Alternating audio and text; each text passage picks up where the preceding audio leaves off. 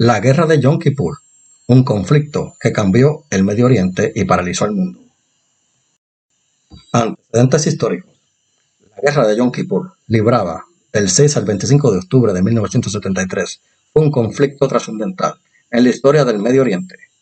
Sus raíces se remontan a los conflictos árabes-israelíes anteriores, especialmente la Guerra de los 6 días en el 1967, cuando Israel derrotó a las fuerzas árabes y ocupó territorios significativos, incluyendo la península de Sinai, la Franja de Gaza, Cisjordania, Jerusalén Este y los Altos del Golán.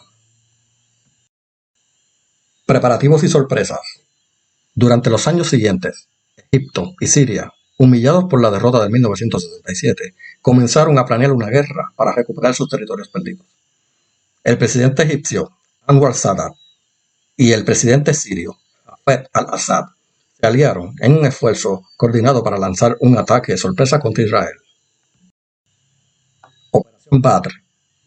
El plan egipcio, conocido como Operación Badr, implicaba un cruce masivo del Canal de Suez, que separaba las fuerzas egipcias de las israelíes en la península de Sinai.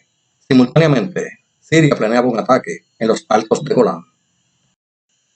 El día del ataque. El 6 de octubre de 1973, coincidiendo con Yom Kippur, el día más sagrado del calendario judío, Egipto y Siria lanzaron un ataque sorpresa. Las fuerzas israelíes, con muchas tropas en licencia debido a la festividad, fueron tomadas por sorpresa. Frente del Sinai, Egipto lanzó una ofensiva masiva a través del Canal de Suez, utilizando puentes flotantes y barcos para transportar tropas y equipos.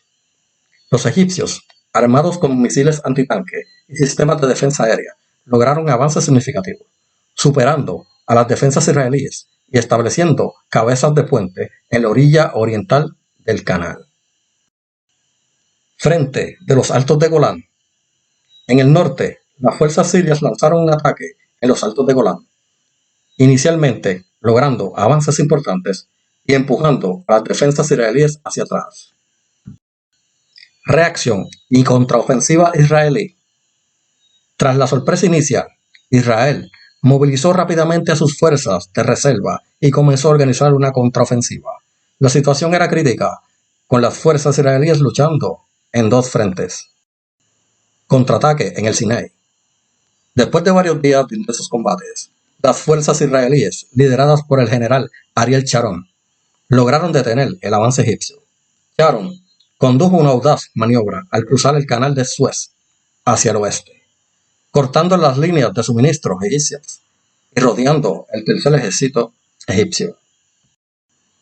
Contraataque en los Altos de Golán. En el norte, las fuerzas israelíes, después de feroces combates, lograron estabilizar el frente y lanzar una contraofensiva, empujando a las fuerzas sirias de vuelta hacia sus líneas originales y más allá, avanzando profundamente en territorio sirio. La crisis energética global. El día que el mundo se paralizó, el impacto de la guerra de Yom Kippur se sintió en todo el mundo cuando, el 17 de octubre de 1973, los países miembros de la Organización de Países Árabes Exportadores de Petróleo, OAPEC, decidieron usar el petróleo como un arma política, en respuesta al apoyo occidental a Israel. Los países árabes proclamaron un embargo petrolero. Embargo petrolero. La OAPEC anunció un embargo contra Estados Unidos, los Países Bajos y otros países que apoyaban a Israel. Esta medida provocó una escasez de petróleo y un aumento dramático en los precios del crudo, triplicando su valor en solo unos meses. Efectos globales. La crisis energética resultante tuvo repercusiones inmediatas y profundas en la economía mundial. En muchos países se introdujeron medidas de racionamiento de combustible, se redujeron los límites de velocidad en las carreteras y se implementaron domingos sin coches. La inflación y el desempleo aumentaron y la recesión económica afectó numerosos países. Resolución del embargo petrolero. La resolución del embargo petrolero involucró una combinación de diplomacia, ajustes económicos y cambios en la política energética. Diplomacia internacional. El secretario de Estado de los Estados Unidos, Henry Kissinger, jugó un papel crucial en la resolución del embargo a través de una intensa diplomacia, D. Shuttle Diplomacy. Diplomacia transbordador. Viajando repetidamente entre las capitales árabes e Israel para negociar acuerdos de desescalada y alto el fuego. Acuerdo de separación de fuerzas. En enero de 1974, los acuerdos de separación de fuerzas fueron firmados entre Israel y Egipto, seguidos por acuerdos similares entre Israel y Siria, en mayo de 1974. Estos acuerdos ayudaron a aliviar las tensiones y establecieron zonas de separación monitoreadas por fuerzas de paz internacionales. Levantamiento del embargo. El éxito de Kissinger en negociar estos acuerdos y la presión internacional llevaron a los países árabes a levantar el embargo en marzo de 1974. Sin embargo, los precios del petróleo siguieron siendo altos, lo que tuvo un impacto duradero en la economía global.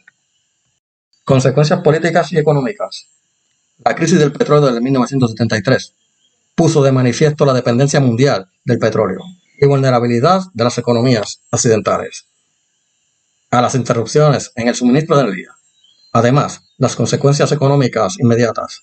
La crisis impulsó cambios a largo plazo. Energías alternativas.